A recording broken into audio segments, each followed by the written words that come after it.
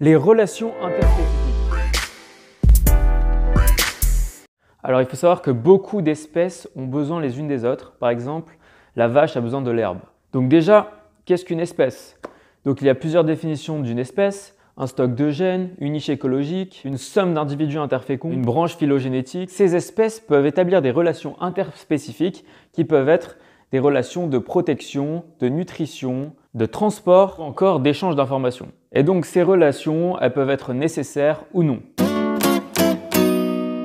Donc différents problèmes surgissent de ces relations interspécifiques parce que tout d'abord, pour entrer en relation, il faut pouvoir se percevoir et donc établir une communication. Ensuite se pose le problème du contrôle et de l'équilibre des relations. Et enfin de la durée. Il faut pouvoir déclencher et si possible savoir arrêter la relation. Donc nous verrons tout d'abord les modalités des relations interspécifiques. On verra qu'elles sont avantageuses ou pas, qu'elles nécessitent une communication et qu'il y a d'autres aspects que trophiques. Et enfin les conséquences biologiques. Donc tout un panel de choses comme le fait qu'elles structurent les écosystèmes, qu'elles modulent le fitness et donc elles pèsent sur l'évolution par ce biais et qu'elles peuvent mener à une coévolution ou à l'évolution réticulée. Donc tout d'abord, les modalités et on peut voir directement que ces relations, elles sont avantageuses ou non. Par exemple, le cas où elles sont toutes les deux avantageuses, c'est l'exemple de la symbiose et du mutualisme. Donc nous pouvons voir par exemple la symbiose Rhizobium-Fabacée où tout simplement Rhizobium, la bactérie, va aider à fixer l'azote de l'air atmosphérique pour nourrir la Fabacée, en échange bien sûr de molécules énergétiques. Un mutualisme, c'est juste une interaction à bénéfice réciproque, qui n'est pas obligatoirement une symbiose, parce qu'une symbiose, relation est obligatoire. Nous avons ensuite le cas du commensalisme. Par exemple, la bouse de vache et le scarabée, qui profitent de la bouse de la vache, mais la vache, ça ne lui apporte rien. Et enfin, nous avons le parasitisme, la prédation et la phytophagie. Donc la phytophagie, la vache mange l'herbe. La prédation, c'est tout simplement le fait qu'une espèce va prédater une autre, c'est-à-dire la manger. Et le parasitisme, où une espèce va infester un autre et se nourrit aux dépens de l'autre. Donc ces relations ont des effets positifs ou négatifs sur le fitness des individus. Et à l'échelle d'une population, il y a des effets variables selon le contexte. Ensuite, ces relations nécessitent une communication. Donc par exemple, dans la symbiose Rhizobium et Fabacée, nous avons un véritable dialogue moléculaire entre les deux êtres vivants. La plante envoie un signal d'infection via des flavonoïdes. Rhizobium, grâce à un récepteur, reçoit cette molécule et émet des facteurs NOD.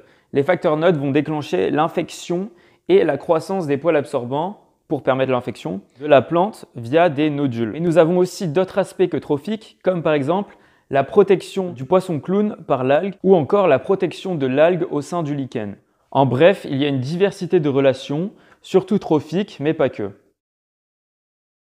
Donc nous allons maintenant étudier ce qu'amènent ces relations, les conséquences biologiques. Donc tout d'abord, elles structurent les écosystèmes. Donc par exemple, elles organisent l'écosystème en chaînes et réseaux. Les relations proie-prédateur contrôlent les effectifs de la population. Et la définition de niche écologique prend en compte les relations interspécifiques. Par exemple, par l'exclusion compétitive, comme on peut le voir ici. Donc nous avons une niche écologique potentielle. Et par exclusion compétitive de plusieurs espèces, on a finalement une niche écologique réalisée plus petite, donc par l'espèce A par exemple, que sa niche écologique potentielle.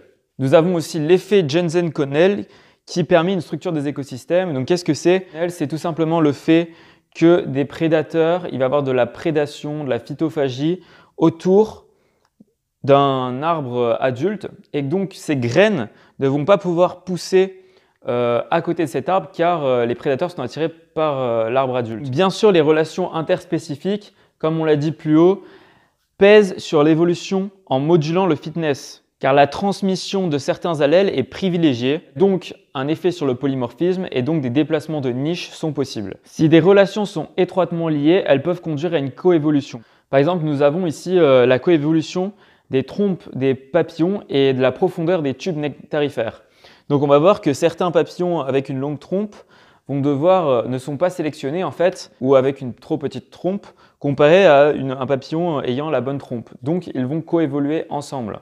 Les échanges de gènes entre espèces permettent l'évolution réticulaire. Donc c'est souvent le cas entre les bactéries, elles s'échangent des gènes via des plasmides. Il peut y avoir aussi des hybridations végétales entre espèces. On peut tout simplement prendre le cas de l'endosymbiose via les mitochondries et les chloroplastes. En conclusion, les relations interspécifiques sont fondamentales dans l'écosystème et certaines espèces sont d'ailleurs plus importantes que d'autres, comme par exemple les espèces clés de voûte. Donc il y a souvent un équilibre dans les relations parce qu'il y a de la communication, mais il y a parfois possibilité de modifier l'équilibre, donc certains mutualistes deviennent parasites, comme les lichens. On a pu le voir avec l'évolution réticulée souvent par les bactéries. Il y a toujours le problème de la limite entre les espèces. Elles s'échangent de gènes, mais quand va-t-on définir que c'est une nouvelle espèce ? N'oublions pas qu'il y a d'autres relations qui s'organisent sur le même principe, les relations intraspécifiques. Merci à tous d'avoir regardé cette petite vidéo, j'espère qu'elle vous aura plu.